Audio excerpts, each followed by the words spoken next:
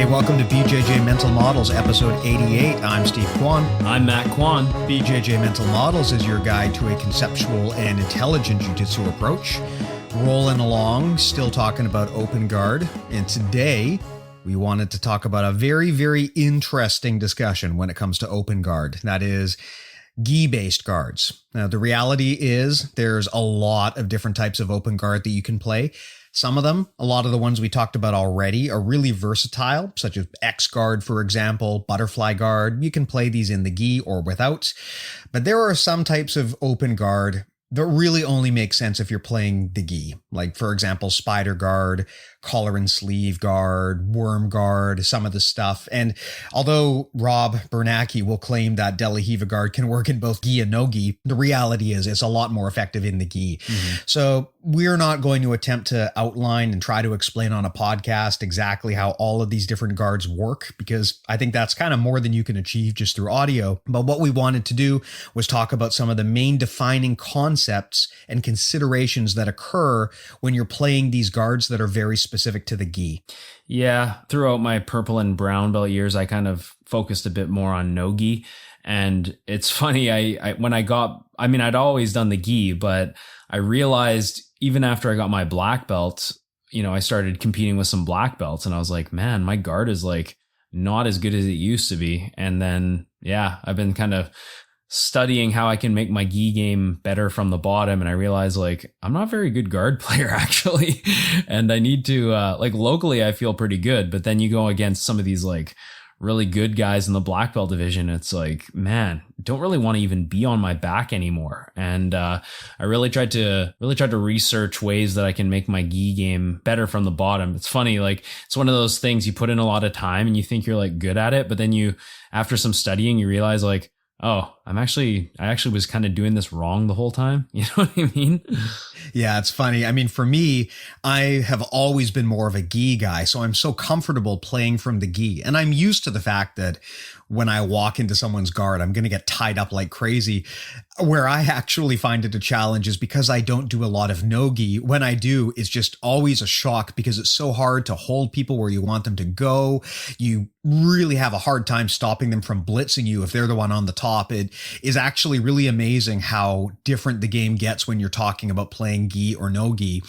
And there's a lot of specific considerations when it comes to open guard and the way that you play it. And a lot of the rules that we talk about on this podcast, they kind of get changed a little bit when the gi comes into play, because so many of the mental models that we discuss, they're all about body mechanics and how, your limbs work, how your spine works. But when you start introducing fabric, then that kind of changes the ways that you can get leverage. You now have these other options. There are things you can do with lapels. You can wrap them around people, and you wind up having all of these interesting novel ways to get leverage that really take some getting used to if you're only thinking about things through the context of the human body. Additionally, one of the things that is challenging about playing these gi-based open guards is the gi is really sticky. It is so easy to get a dominant grip in the gi versus in no-gi. You really have to try in no-gi if you want to get a dominant grip that you can use to hold someone, control their arm, go for an arm drag. And a lot of the time when you're setting up grips in no-gi, you're not going to be able to just hold the grip. You kind of have to take it, use it quickly before your opponent reacts, and then move on. I mean, if I'm trying to go for an arm drag and I grab your wrist, I'm probably not going to be able to just hold onto your wrist no matter what and just control it. But in the gi, grabbing the sleeves, grabbing the lapel, grabbing the pant legs is very different. When you grab onto someone, you can really, really keep connected to them for almost as long as you want, unless your opponent starts taking real action to try to strip or invert that grip. Yeah, it's like how Rob calls it direct control, which would refer to controlling the human body in a no-gi scenario, or control by proxy, which would include, the gi, which has its sleeves, lapels, collars, all types of different grips. So it really does change a lot of how you should approach your guard. I think the problem with me when I first started, and I think, 10 years ago when jiu-jitsu was not as current as it is now, it's not as sophisticated as it is now.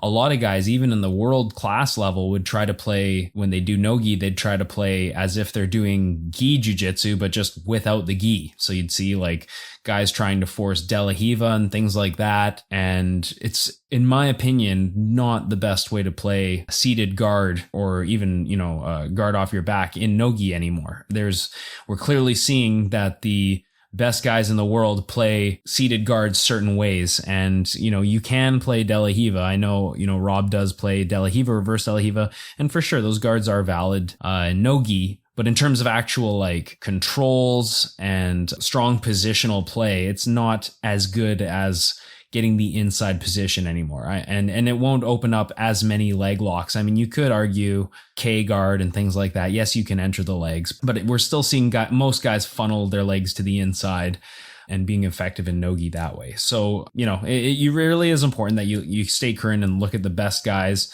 and sort of see how they're structuring their guards. For gi, John Thomas just put out a instructional with Stefan Kesting on Grapple Arts. I forget what he calls it. Open guard. I think it's just the Open Guard System by Jonathan Thomas or something like that. You got to get a name that's easier to find in Google.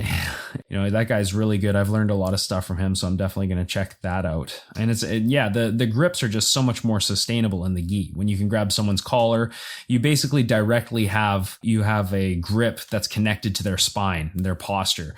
And that's going to allow you to elevate them, get underneath them a lot easier. Where in no-gi, the closest thing to that would be a collar tie, and that's easily stripped, right? So really different type of jiu-jitsu.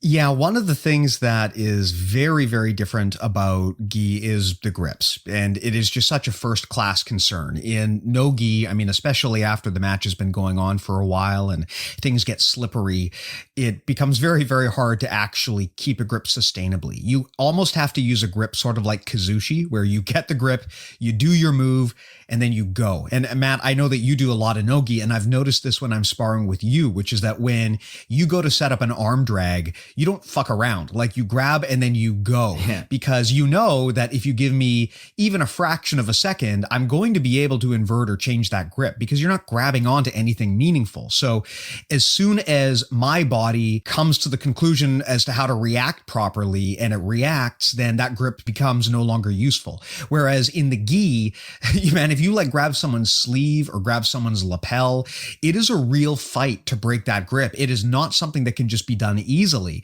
And the other thing too about the gi is that it's so easy to get those grips. Like in no-gi, if you even want to get a grip, you really have to fight for it. Whereas in the gi, it's almost impossible not to get a grip.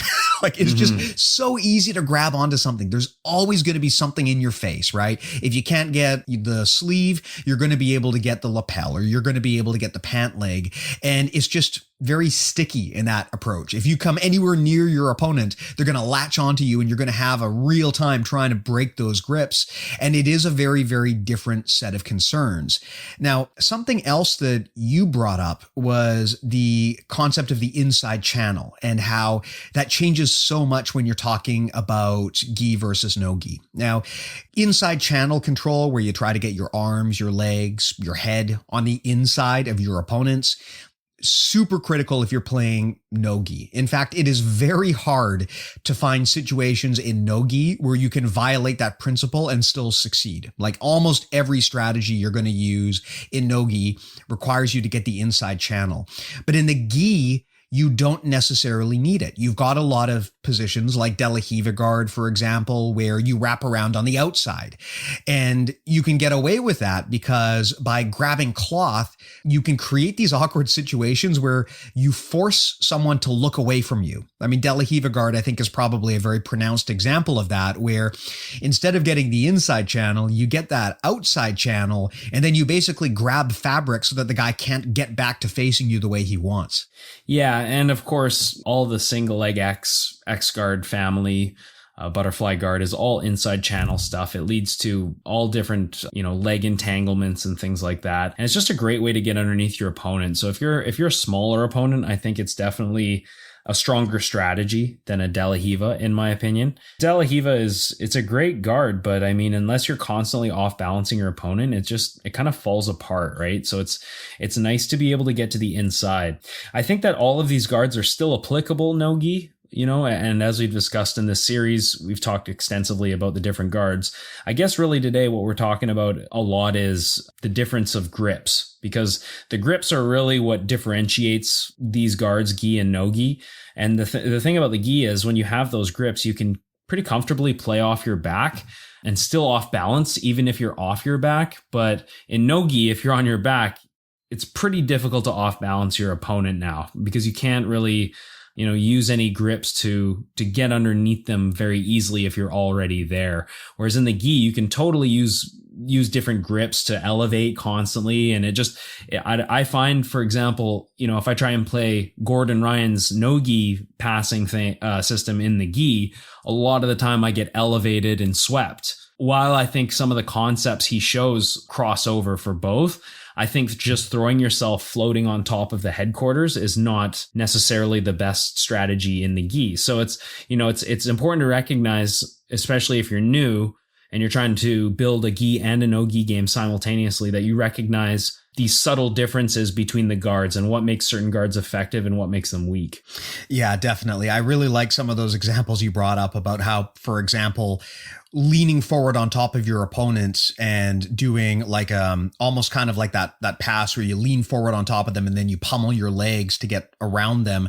That might work in no-gi, but in gi it's tricky because the leverage points are just very, very different, right? There's a lot of things that your opponent can do if lapels and sleeves are in play, and it can open up a lot of options. And even beyond that, there's just a battle of friction, right? The fact that friction exists so much greater when you're sparring in the gi, it actually changes the game significantly. There's a lot of moves that really, despite the fact that they're not mechanically that different, they just won't work the same if you're in the gi or if you're in no-gi. I mean, probably some of the most common examples that people can think of are various types of chokes like the guillotine or the rear naked choke.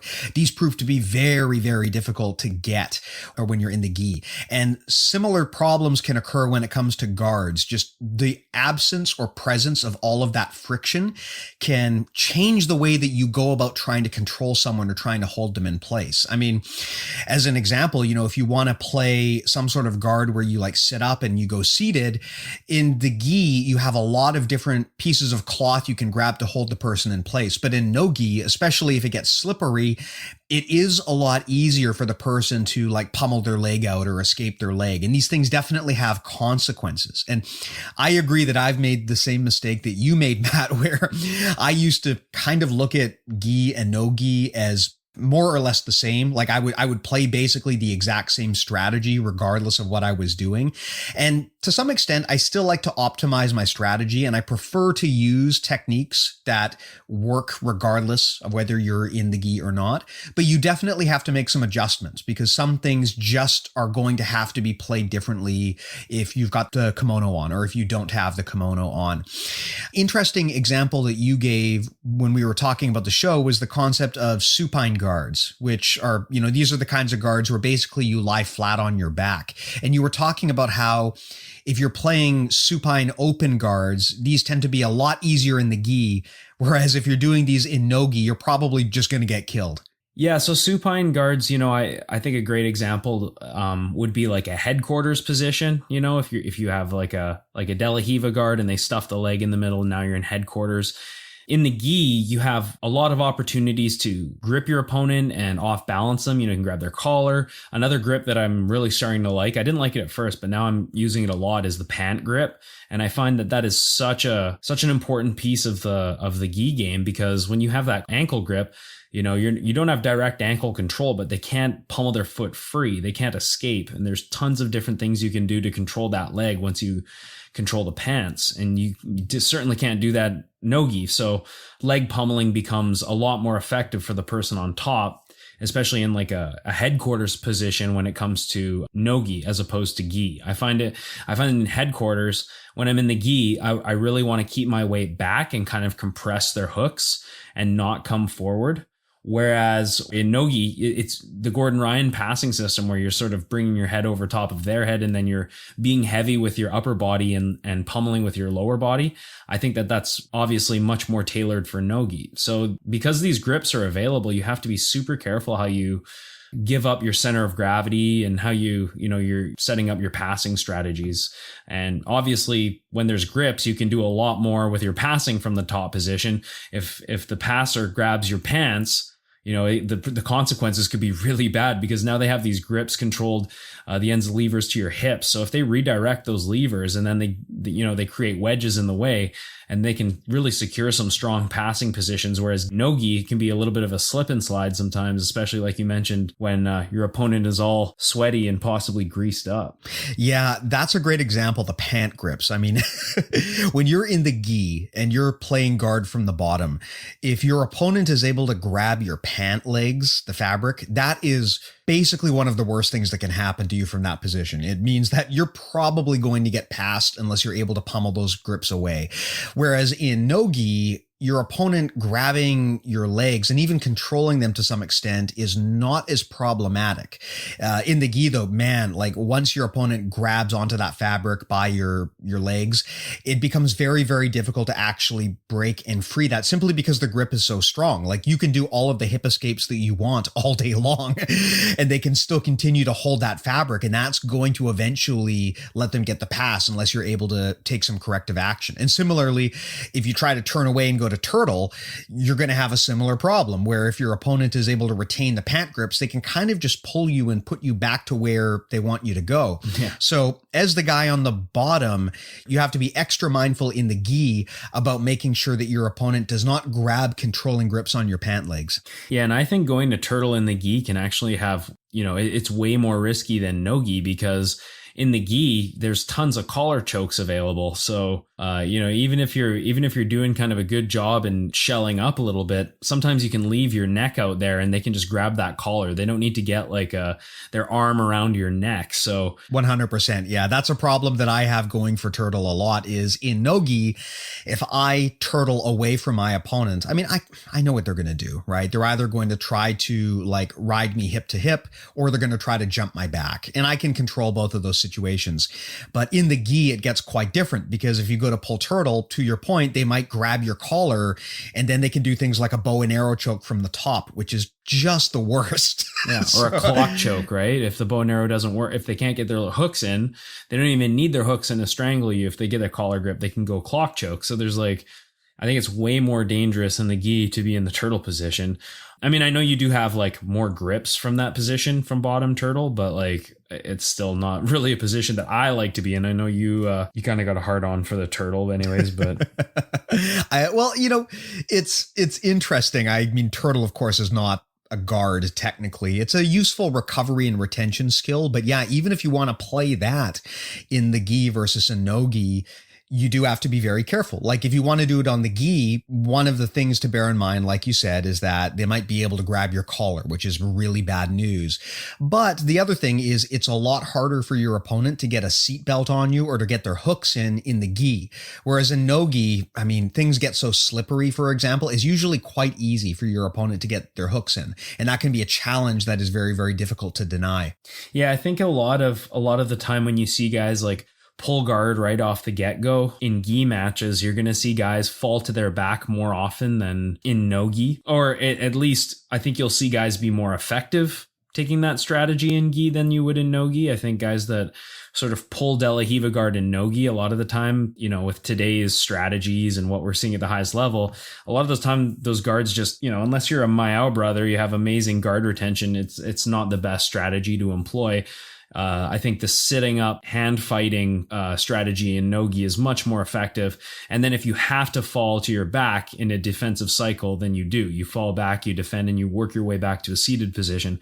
Whereas in gi, a lot of guys will just pull into De La Hiva. They'll immediately fall to their back. They know that for their opponent to control one of their levers, and if you have De La Hiva and your opponent on top is going to grab your leg and stuff it in the middle, they have to reach for your leg. So you can just bring your knee to your chest and re-grip them. So you know that where their wrist is going to be. If you're an intelligent grip fighter, you know that if you're on your back playing De La Hiva in the gi, that you don't really have to go hunting for the wrist. It's going to come to you because they're going to try and stuff your leg in the middle or throw you into a leg drag. So that's kind of something that's important to think about when you're grip fighting in the gi is how am I going to get control of these grips? And should these grips break, what is my next play? So I don't have to think about it in the moment. I can just fall into that play. Yeah, there's that old saying that when they grab cloth, you grab cloth, meaning that basically like as soon as your opponent gets a grip on you, the first thing you have to try to do is get a counter grip. You can never leave them in a situation where the grip is undefended. And in the gi, yeah, if someone is going to grab you, then by virtue of the fact that their hand is grabbing your cloth, of course you can just reach over and grab right back. Whereas in no gi, it doesn't quite work that way. It proves to be a lot more challenging to take a dominant grip in no gi. And just because someone has their hand around your wrist or something, that does not guarantee in no-gi that you can establish an effective counter grip. So one of the things about gi-based guards is getting into the habit of being really sticky and making sure that you always either try to grab first, or if you fail to do that, that you counter grip right away.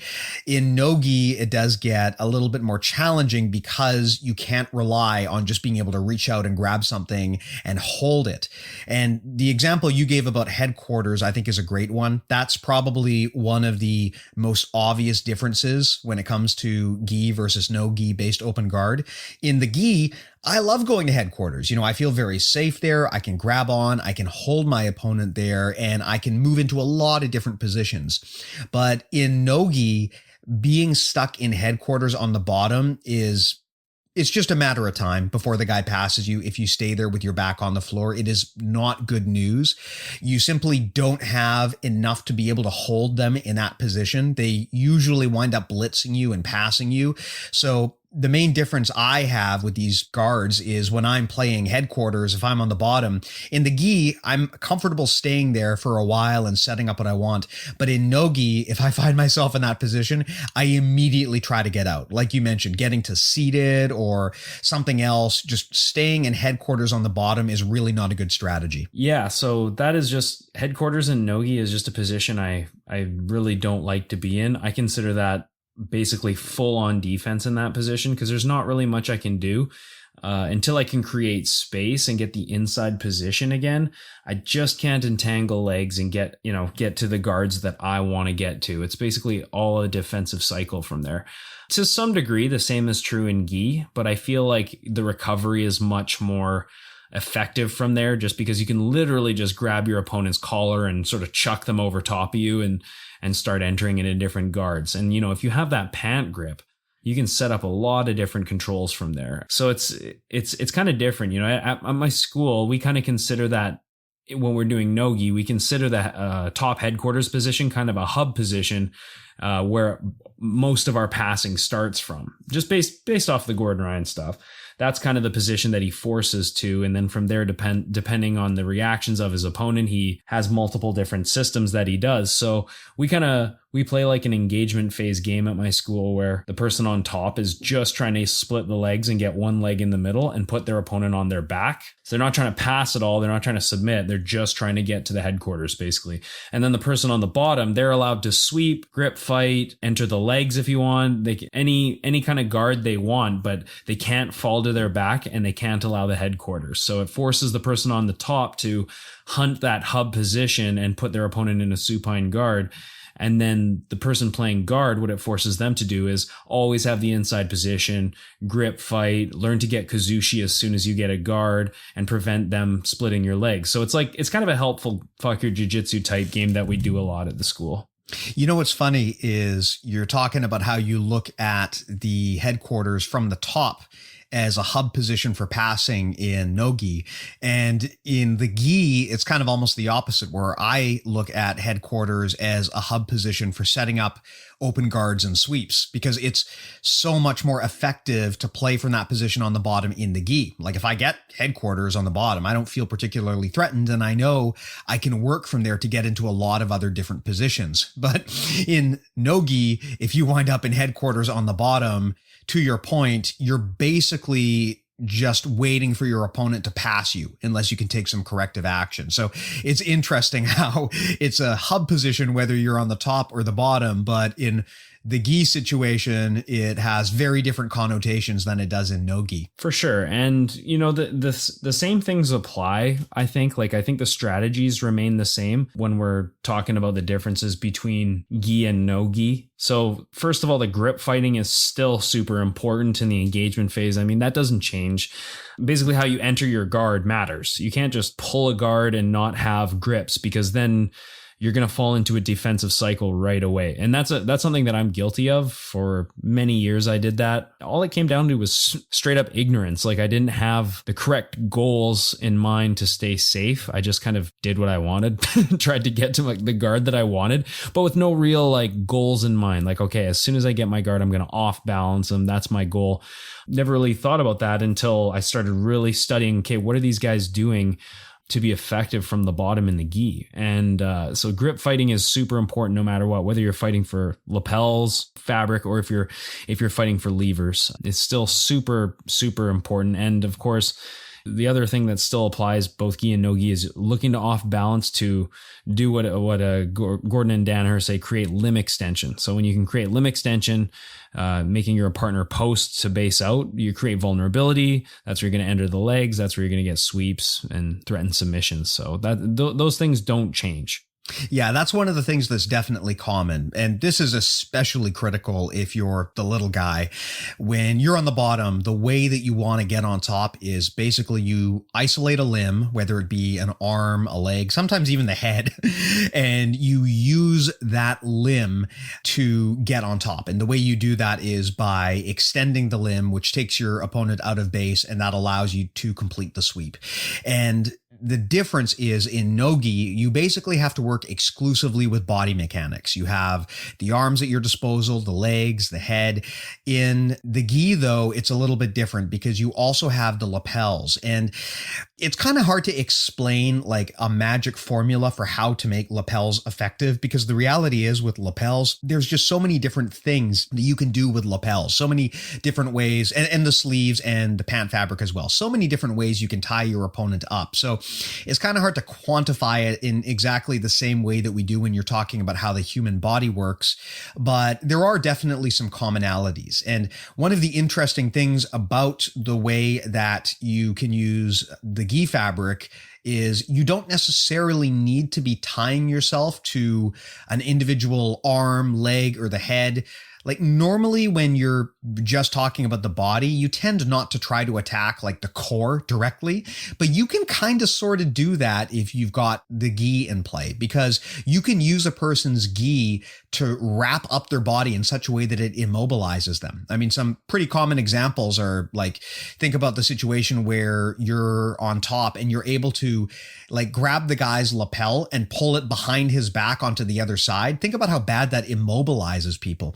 And you can employ similar strategies when you're playing a gi-based guard. I mean, worm guard is probably a great example of that, where you just by virtue of the fact that the way you're tying your leg to the person's, basically their hip or their thigh, it's not so much that worm connection actually by itself extends a limb, but it checks your opponent and holds them in place while you start going hunting to extend limbs. So it's kind of like the first step towards getting to that limb extension, but it's quite different because in no-gi, you wouldn't necessarily do that. You try to grab a limb and extend it. Whereas in the gi, you have this whole extra layer of being able to tie fancy knots around the person to hold them in place, and then you extend the limb. And that's one of the things that I was guilty of making a mistake for on a long time, which is that I would not be paying much attention to what my opponent was doing when they were like grabbing my lapels and tying me up. I would just try to go ahead and just do my pass. And it took me a long time to realize if your opponent has you tied up in all sorts of fancy ways, you're just too immobile. Even if it feels like you have full control of your arms and your legs, which you might, if they have tied you in place, it's going to be very hard to complete anything. So your first action has to be to disentangle.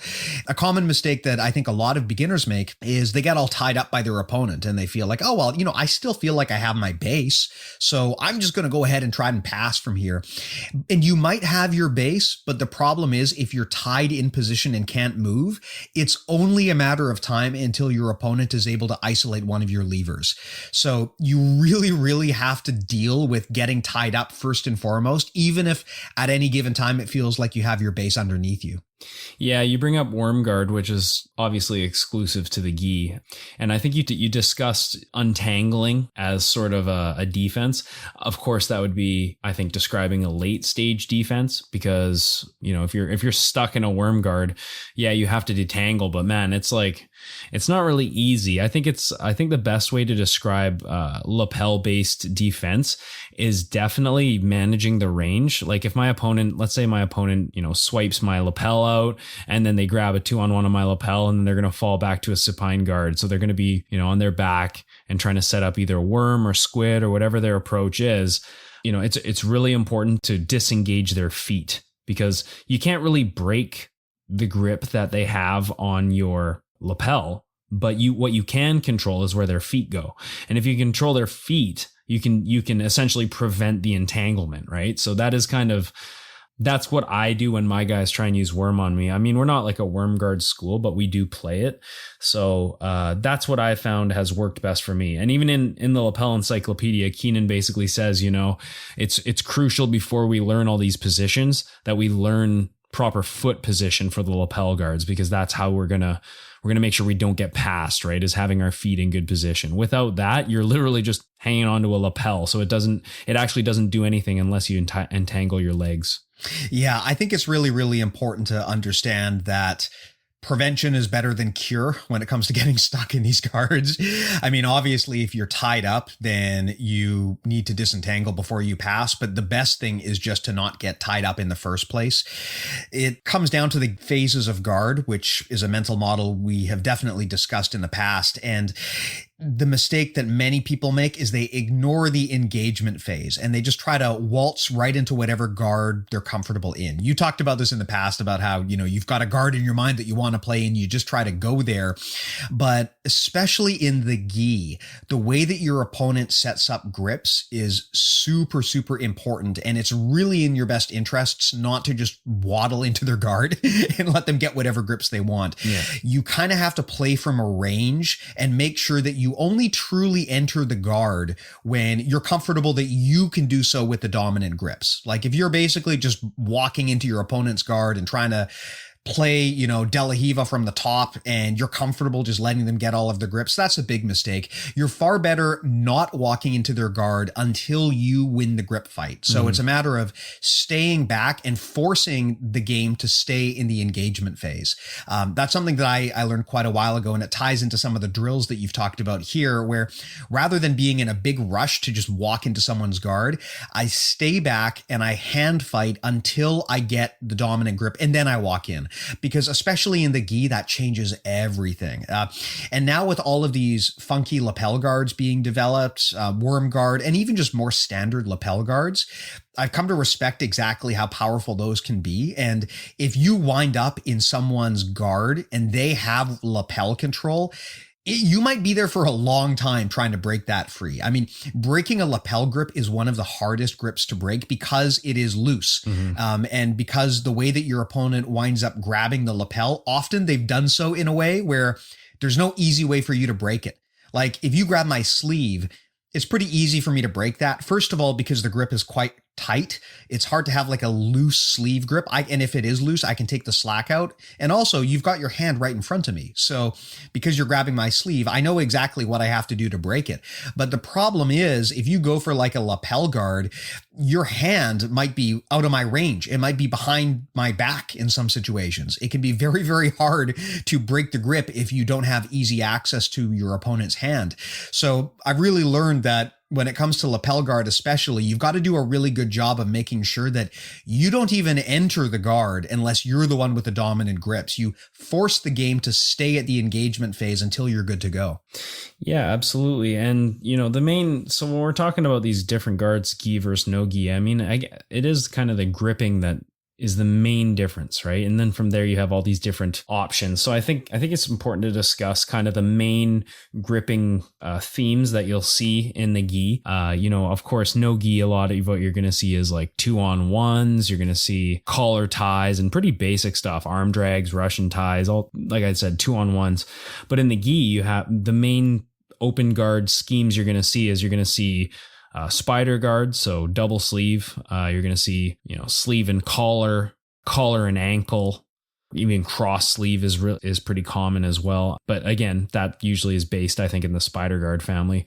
And then, of course, the lapel family. So those are kind of the main grips that you're going to see. And then if you're building your gi open guard game, I think it's important to not just learn about De La Hiva, single leg X, and butterfly. And like, obviously you have to have that knowledge, but it is important for you to understand how the grips change and how, you can funnel to certain grip scenarios. And I'm not saying, stick with one grip only. That, one thing Jonathan Thomas says is like, don't get too tied to a system that you identify yourself as a spider guard player or a collar sleeve player, because then you might prevent yourself from learning other stuff. But it's really important to also think about not just the guards, but the grips and how the gripping schemes are kind of how you transition from guard to guard and how you stay safe in that engagement phase until you can off balance someone. So really important to think about those main grips that we discussed. Yeah. And something that you had talked about on a previous episode, which is definitely applicable here. One of the most important things to understand if you're playing a gi-based open guard is get used to abandoning grips and switching to better grips when you know you're going to lose it. Like if your opponent is in the process of breaking grips, you have two options. You can either stubbornly sit there and insist on trying to control that grip, which is a great way to break your fingers, or you can move on to something else. And that puts your opponent in an awkward position because they're one step now behind the tempo. They're still focused on breaking your grip, and you've already abandoned that strategy and you're moving on to the next phase in the game. So very important to not get so stubborn about holding your grips that you refuse to move on to better options when they arise. And I find that often happens to me where, if I'm grabbing my opponent's sleeve from the bottom, personally, I'm not a big player of sleeve grips. I already have crappy grip strength. I don't have particularly big, strong hands, and I am afraid to hurt. I don't want my fingers to get all screwed up. So what I often do is I'll grab the sleeve grip if it's there. I'll take it as control. But as soon as my opponent starts realizing I'm doing that and then they start directing their attention towards breaking it, that's a good deal for me, because if I've got a sleeve grip on someone, in order for them to really break that grip, they need to basically devote both of their hands at the same time to fighting my one hand.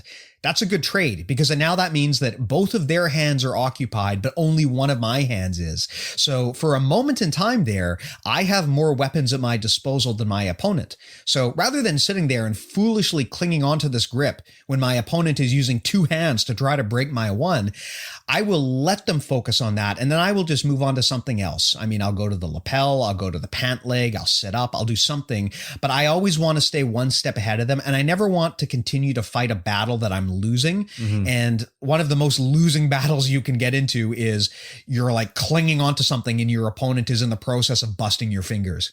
Yeah, totally. I think getting married to grips and thinking that you need to grip harder in order to maintain grips is one of the stupidest things I've ever seen. I know a lot of guys train their grips, and I do too, to some degree. I do a lot of pulling and, pull up type movements. And I do exercises for my fingers from time to time to make them stronger, but I don't think it's smart to like build your game to have grips that are just unbreakable. Like that's a very small amount of the population that have that. And some people do have that, but it's just, I don't think it's a great strategy.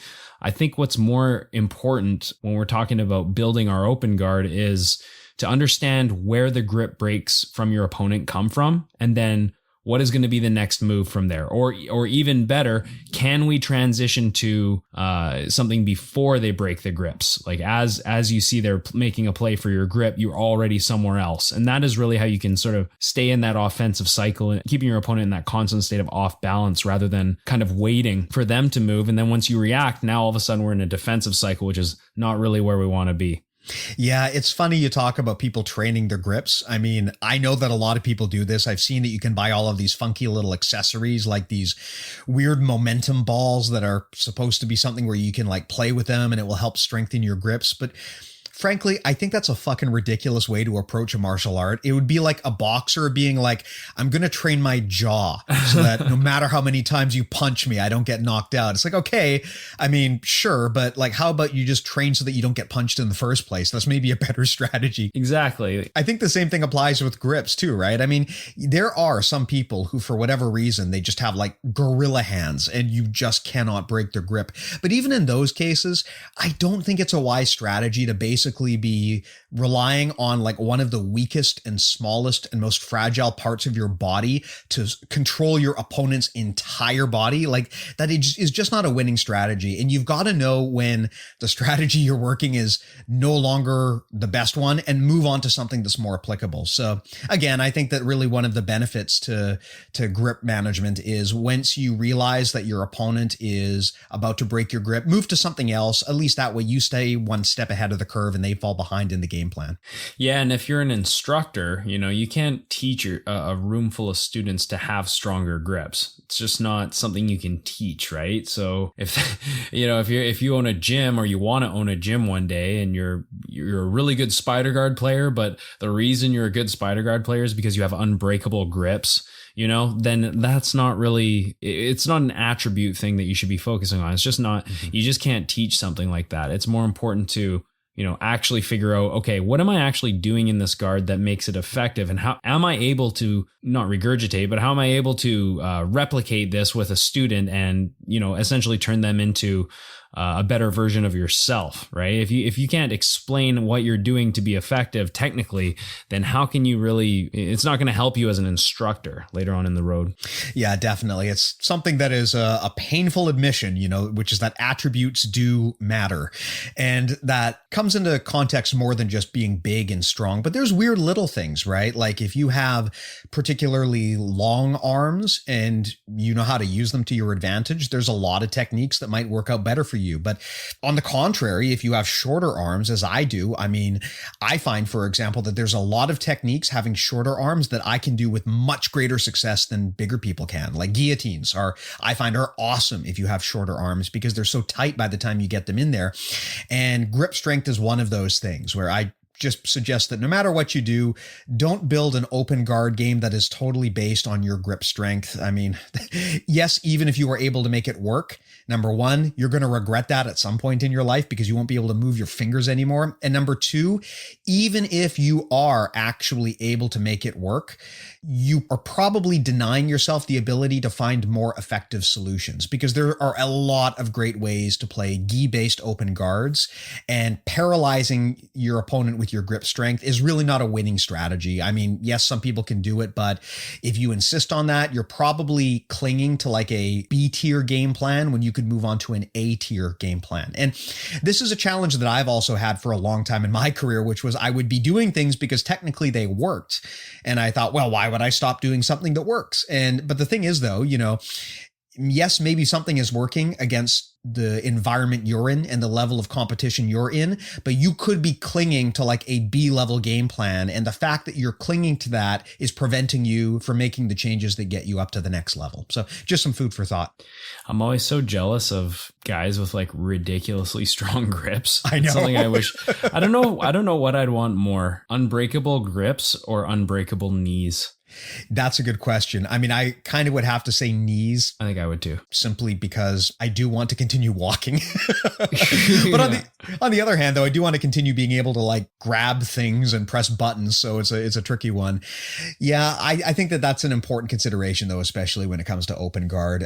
And to your point, one of the things about open guard that I think is baffling to newcomers is there are just so many different configurations for where your hands can go when you're playing in the gi. there's like 2 sleeves, there's 2 lapels, there's 2 pant legs, and then there's all sorts of little sub variations amongst that. So I think it's easy for people to get caught up and confused in all of this stuff about like, okay, what is the difference between spider and collar and sleeve and Della spider and all of these different things. And it gets really, really overwhelming to try to map all of those different variations into your head. And, we've talked about this a lot on the podcast, where if you try to cram every single variation and technique into your head, it's just not going to go anywhere. I wonder, Matt, from your perspective, when you teach people this guard-based stuff and you're talking about the gi and all of the factors and different grips that come into play, do you have any concepts or strategies for teaching this so that people don't just get overwhelmed by the sheer number of different grips they can take? Well, I think if you try and teach too much in one day, it's going to be a real issue. I mean, it's such a huge topic. You could spend a month on even just different gripping schemes.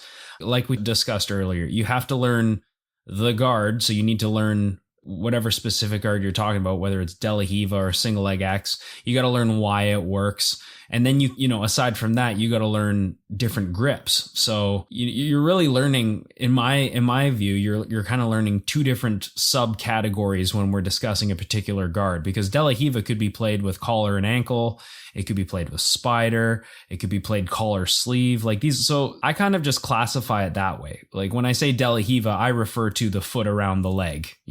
When I say single leg X, I refer to entangling the one leg, both inside channel. Of course, when I say X guard, you know what I'm talking about. I'm hooking the far leg with my feet shaped like an X. But each guard is essentially like, if you want to call it like a mother guard, or in the culinary arts, when we talk about sauces, we would have mother sauces. Those are kind of the 5 traditional sauces. And then there would be derivatives for each sauce. So you would just add like a few small garnishes or herbs or whatever, and it would totally change the sauce and it would have a different name. So I think this is kind of one of those situations where the best way to remember things is not necessarily learning each individual technique, but learning about the guard, what makes that guard work, and then learn about the gripping scheme and learn about how the gripping scheme, how you can use a specific gripping scenario to off balance, how you can transition to different grips, what submissions are available, things like that. So you kind of break it down into larger categories. And then from there, you have all the derivatives and all the variables and how you can modify that mother technique so that you really don't have to memorize a lot or as much. The way that I like to think of it, in a previous episode, you talked about this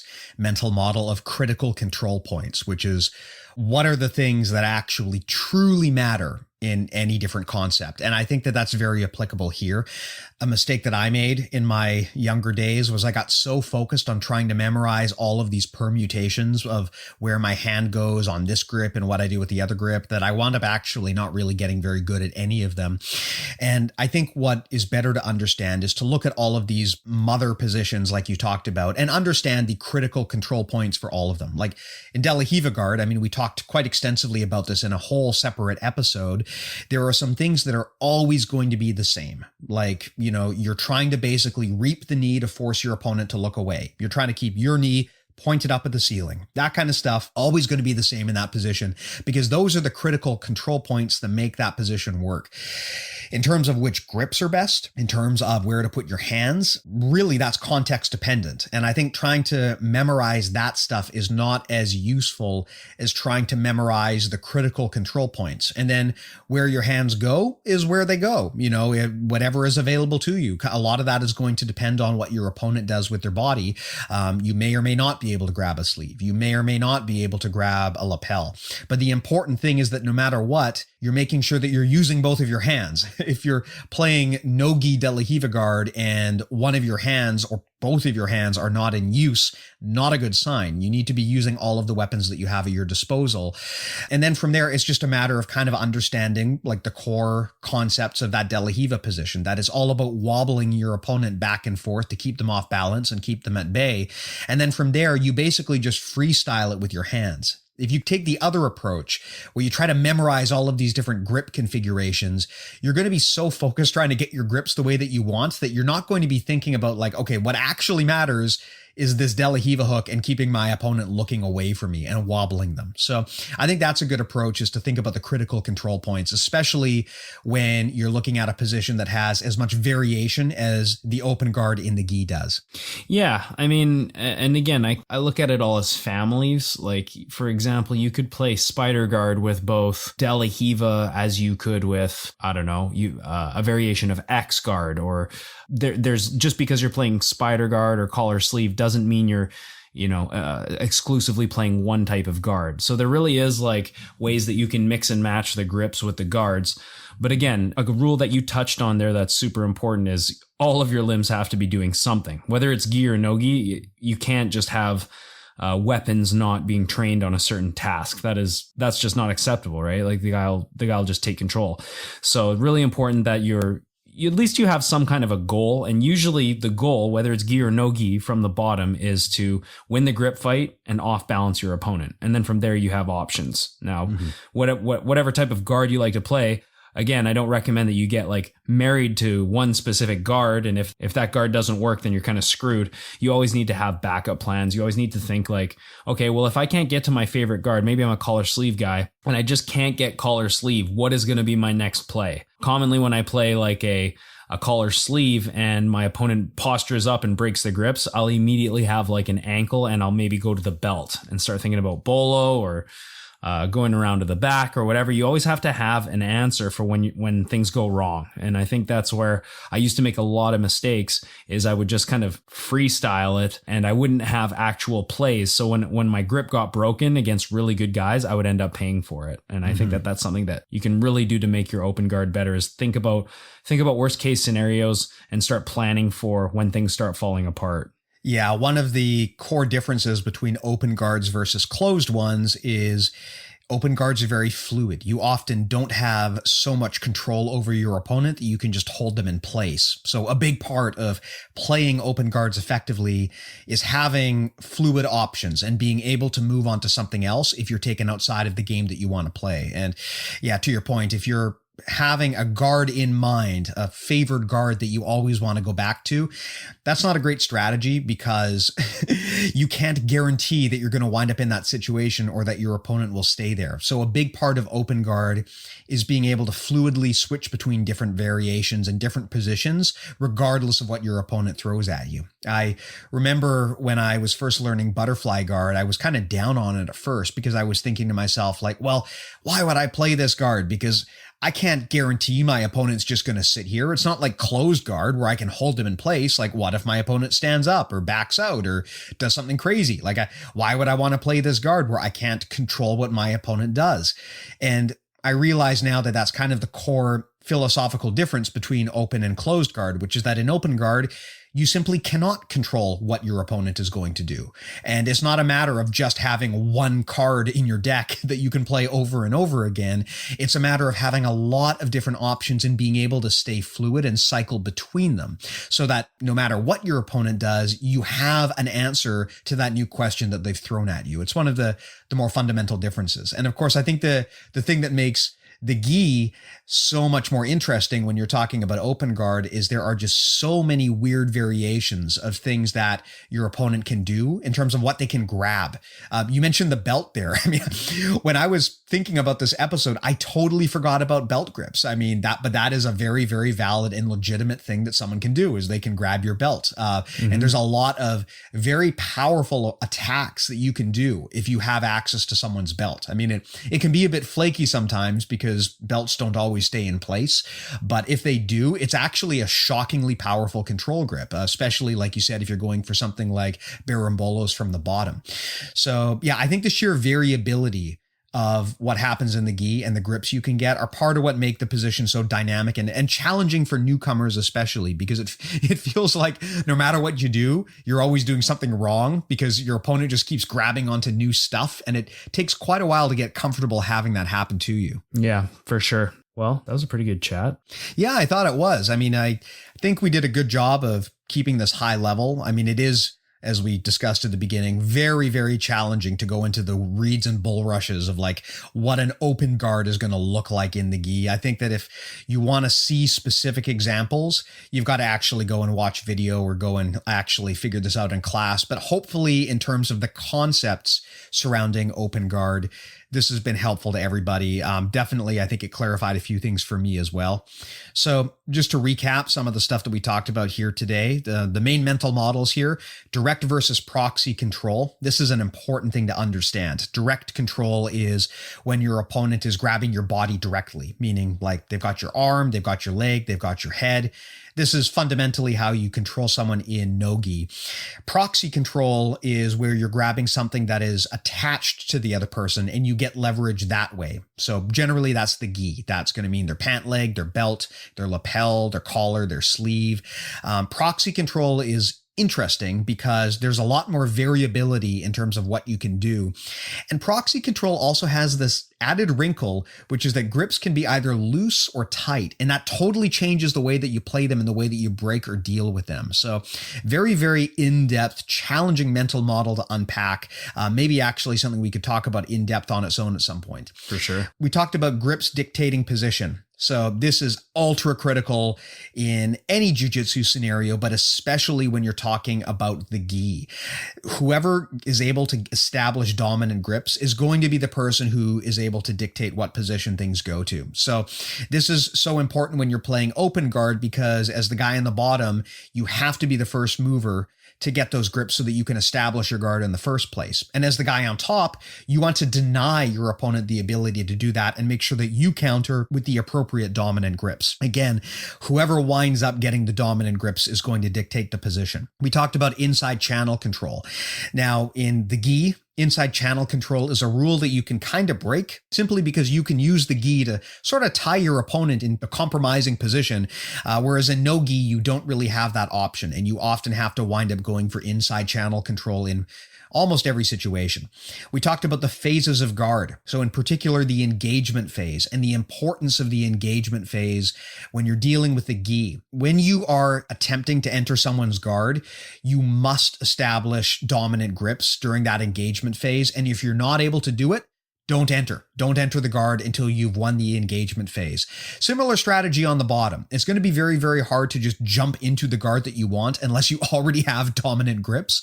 So you want to take advantage of that and take advantage of the fact that in the gi, it is often easier to get grips on the bottom than it is in no gi. So make sure you use that. Use both of your hands effectively. Make sure that you use grips effectively and take advantage of the fact that the gi makes it so much easier to establish powerful grips. We talked about dictating the pace. Always something you want to be doing. You never want to be falling behind the sequence and letting your opponent dictate the pace. Where this comes up here, if your opponent is attempting to break your grip, rather than foolishly trying to cling on to a grip that you're going to lose and maybe hurting your fingers, take advantage of the fact that your opponent is distracted and move on to the next phase. Come up with something else. Never cling to a grip that you're going to lose anyway. And finally, we talked about critical control points. One of the things about open guard is that it can be very overwhelming to learn. And once you start introducing all of the variability that comes with the gi, I don't know about everyone else, but I found that trying to remember all of the different grip configurations was just something I couldn't handle. I find now what is much more helpful is to focus on understanding the critical control points for all of these families of guards. Like for De La Riva guard, what are the things that really makes it work? For butterfly guard, for worm guard, any type of guard, what are the things that are actually going to make this work? Focus on that, and then you can adjust the grips accordingly depending on what is available at the time. Wow, very comprehensive. I think that was pretty comprehensive. Yeah, I think we did a pretty good job of covering this in an audio fashion. So Matt, I got a question for you. Cool. Okay, so one of our listeners writes in, "Hey, I've been listening to your guys' podcast and I'm almost caught up. I've been struggling with something that I thought I could ask you about. I'll just jump right into it. I've been training hard for about a year and a half steady. And prior to that, about 10 years ago, I had been training for about a year as well. I'm contemplating changing gyms and have been for some time now. Reason being is because I'm not a fan of how the grading works and everything I see online or in podcasts shits on this business model, and I agree. They have a stripe test and it's $100 every 6 months. As long as you show up and pay, you get your stripe. There's several issues with it, but my biggest thing is that I'm still only a 1-stripe white belt, and I can beat 99% of the blue belts I train with regularly. Oh God, get out. It sucks for them and for me constantly getting called a sandbagger when it's not up to me what rank I am. Sandbagger. So first of all, I have seen some usurious schemes when it comes to exploiting your students, but charging $100 per stripe has got to be like a new low. I have never heard of someone charging that much for a stripe. I've heard of belt tests, and charging for belt tests is already kind of unsavory, but $100 a stripe. I mean, holy moly, that's a lot to ask. That's funny. You know, me and Rob have recently discussed about stripes, more specifically when it comes to kids. You know, should there be belt tests and things like that? I mean, I think for adults, I'm not a huge fan of belt tests. I'm more of, you know, kind of a learn your students game, you know, pay attention to them type thing. I don't know that that applies as much for adults, like written, you know, theoretical parts of the test. For kids though, I can see some value in that. And I actually designed a kids curriculum that I sort of wrote, and then I put it away and haven't looked at it since, just because of the whole lockdown thing. There hasn't been a need for it. But my goal was to eventually give these tests, quote unquote tests, to the kids, and sort of so that they know what they're expected to know, right? And if, you know, very well that by the time it is for them to get tested, they don't know what this move is, well, at least they can go on YouTube and look at it. So they know kind of the moves that I want them to know. Now, I'm not a move-based guy. I am a concept-based guy. Of course, I think moves are important, but it's more about the space between the notes that I think, you know, when it comes to grappling and martial arts in general. So there was definitely conceptual stuff on the tests. There was a practical section for the test where they'd have to perform moves. And then there was a live sparring test where they'd have to roll.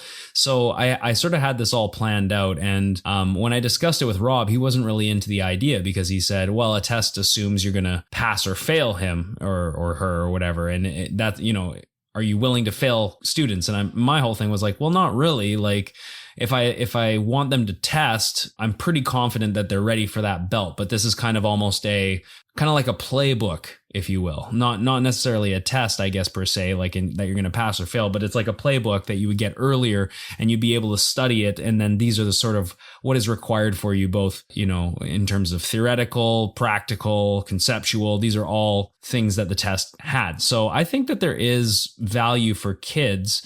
But for adults, I mean, I know there are some gyms in my area that test for stripes and they charge for stripes, and I'm not really a big fan of it. I think it's a marketing scheme. I think it's 100% putting money before the jiu-jitsu, and that's just not how I'm into structuring my business model. So that's just my opinion. But people can make a shitload of money on it. That's for sure. Oh, yeah. I mean, it is actually kind of baffling to me. Like, hey, if you want to charge for a belt test, I mean, at least you can argue that, hey, I had to give you a belt and that's worth a little bit of money, but paying $100 for like a piece of sports tape, holy moly. And I can't believe that any instructor is going to be so organized and be so on top of the ball that they can actually give you a quality test every 6 months. Like, I mean, that involves a level of detail and attention and care that I simply don't think your instructor is probably giving you, you know, to be able to come in and be like, wow, I got $100 worth of value out of this 6-month test. That seems a little bit ridiculous.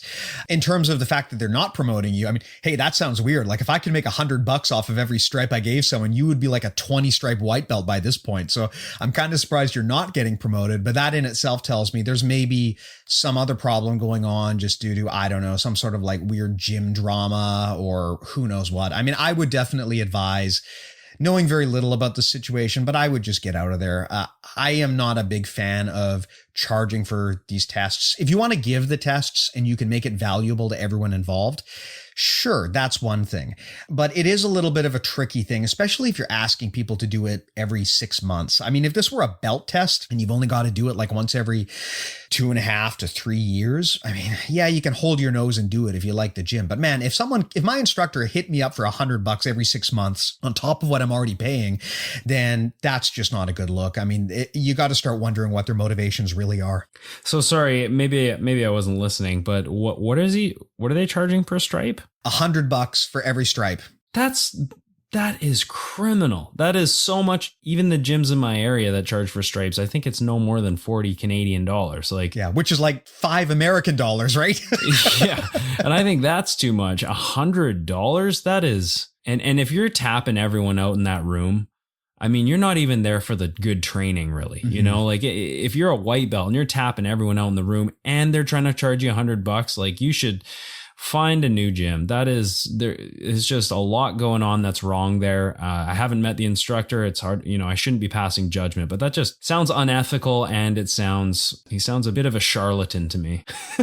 Yeah, I mean, I also don't want to pass judgment on someone I don't know, but in this case, I think the math kind of speaks for itself. I mean, that's a lot of profit for a few inches of sports tape, right? Yeah, and good on you for challenging it yourself and not just falling in line and sort of, you know, being caught up in the spell, because it's very easy for people to just think, okay, well, this is how jiu-jitsu is. Like, this is how every school is, right? And you naturally got an inkling that it, like, hey, something is wrong here. Something is a little bit weird here. And maybe other people feel it too, but they're just not willing to say anything. Yeah. I would be very discouraged to see a gym that not only charges that much money for a stripe of all things, but also that clearly has some sort of issues in terms of the way that they manage ranking. I mean, if you've been training for a year and a half, like, white belt is not about being a stone cold killer, right? I mean, very few people are going to be just total destroyers while they're still wearing a white belt. So the expectation at white belt should not be that, like, you know, by the time you get to 4-stripe white belt that you're just totally awesome. White belt is just about getting comfortable, learning the basics, and getting competent enough that you can really begin and continue the journey. So if you've been there for that long and you've only got 1 stripe, I mean, regardless of the situation, it kind of feels like your instructor just isn't really paying attention to you, and that's not good. I mean, I get a lot of feedback from listeners who kind of describe these similar situations where their instructor clearly is doing this for ego or money, and they don't really care about their students. And if you're in that situation, you need to understand that is not normal. I mean, I know that in martial arts, things get a little bit culty and we kind of sort of forget that, like, there's a real world and you're expected to act like an adult. But I mean, if you're in a gym and you're asking yourself, hey, is my instructor basically just like using me for money or services, or do they even care about me? Like, as soon as you start asking yourself those questions, that's a big red flag that maybe you've identified something and you should start looking at other gyms. Yep. Get out of there. Yep. Cool. And hey, I mean, if you're going to pay people for stuff, first and foremost, you should pay for our Patreon. I mean, we will gladly take that money. I don't think there's an upper limit on this. If you want to give us $100 a month, I'm pretty sure Patreon will allow it. If you want to do that. If you want to just go ahead and do that. Yeah. If you're going to throw that kind of money away, let me tell you where you can put it. You can go to patreon.com/BJJ Mental Models. This is the single most valuable thing you can do to support the show. It takes a lot of time and money actually to run this thing. Matt can attest. And every dollar that you give us, it really does make a difference, not just in terms of, you know, compensating for the time and the money it takes, but also in terms of motivating us to do better. We've got a pretty consistently growing clip there of patrons, and every dollar helps a lot. And we want this to be something that you're actually paying for value here. So it's not just a charity. We've got a lot of really awesome premium content on there that's available. Depending on the tier you get into, you know, you can get all of these podcasts early as soon as they're done. You get direct access to Matt and I on our Discord chat, where we're happy to answer whatever questions you've got, even get into online coaching sometimes.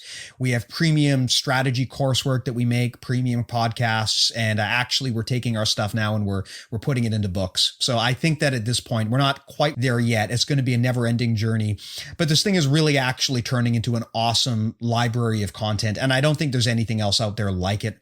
So if you want to get in on that, patreon.com/BJJ Mental Models is how you can support us and get access to that stuff. Yeah. And thanks for all your support, guys. And we appreciate all the feedback, and hopefully you'll see you soon. Fuck, $100 a month. I think we're undercharging. Man, I'm as a gym owner, I'm getting ideas here. Fuck, I could retire a decade earlier if I start implementing this policy. Literally, like I could probably literally do that. Yeah. I guess just some other plugs as well. Of course, if you want to pick up our merch, you can go to bjjmentalmodels.com/store, where we've got gi patches, t-shirts, and hoodies. You can go to bjjmentalmodels.com itself, which is our mothership. That's where you have access to the database of mental models we talk about on this show, as well as a quick form to contact us. That's bjjmentalmodels.com. You can also go to bjjmentalmodels.com/join to get on our newsletter, which we send out every Friday. We greatly expand on a lot of the stuff that we talk about here on the show, and we publish some interesting thought pieces there. The newsletter is growing like crazy, so definitely suggest that you get on that. It is, of course, free, and you can also check us out on Facebook and on Instagram. Cool. Well, I think that was a really good chat, Matt. Great. Closing insights? Don't be cheesy. Don't do it for the money. Do it for the jiu-jitsu or whatever it is you do.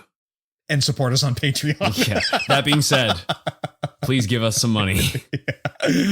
Awesome. All right. But we don't do this for the money. Well, maybe we do now. I don't know.